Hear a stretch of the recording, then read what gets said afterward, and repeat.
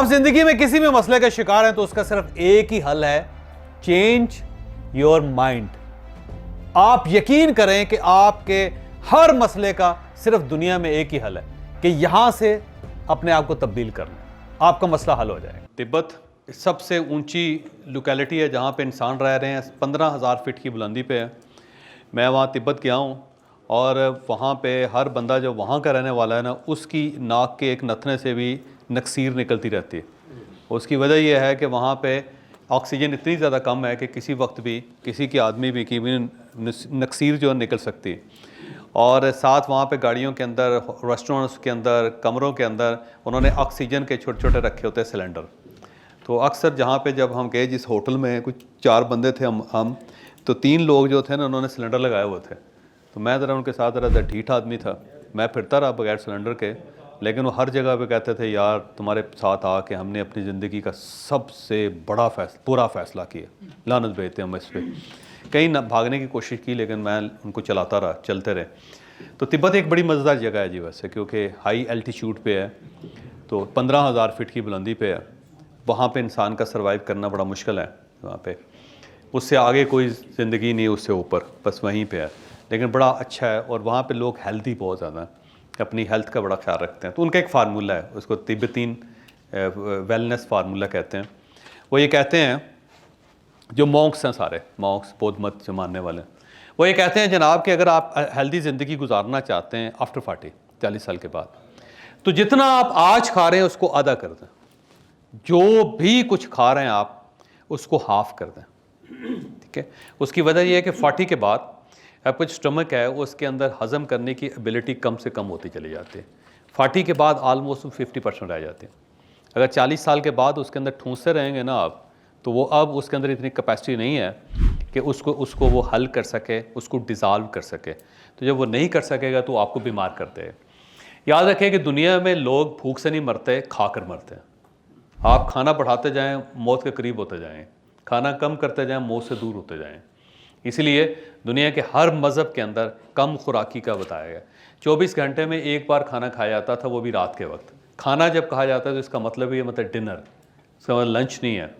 ये फिर हमने बाद में जब इंडस्ट्रियलाइजेशन हुई तो हमने ब्रेकफास्ट उसके अंदर ऐड किया, फिर हमने उसके अंदर लंच ऐड किया, फिर अब हम दरमियान में एक हाई टी भी ऐड कर दी हमने। तो हम एक खाने को 5 खानों में हमने शिफ्ट कर दिया और उसका फ़ायदा ये हुआ कि सारे बीमार हो गए अल्हम्दुलिल्लाह। किसी भी बीमारी से निकलना चाहते हैं, आप खाने को चेंज कर लें, अब बीमारी ख़त्म हो जाएगी, क्योंकि हर बीमारी का ताल्लुक़ खाने के साथ।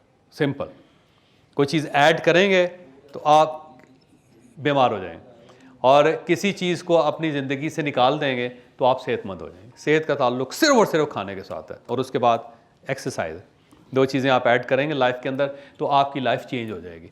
और 2 चीज़ें अगर आप बढ़ाते चले जाएंगे तो आपकी ज़िंदगी ख़राब होती चली जाएगी। ये जो आपके और मेरे बाल गिरते हैं ना, इसका ताल्लुक़ भी खाने के साथ।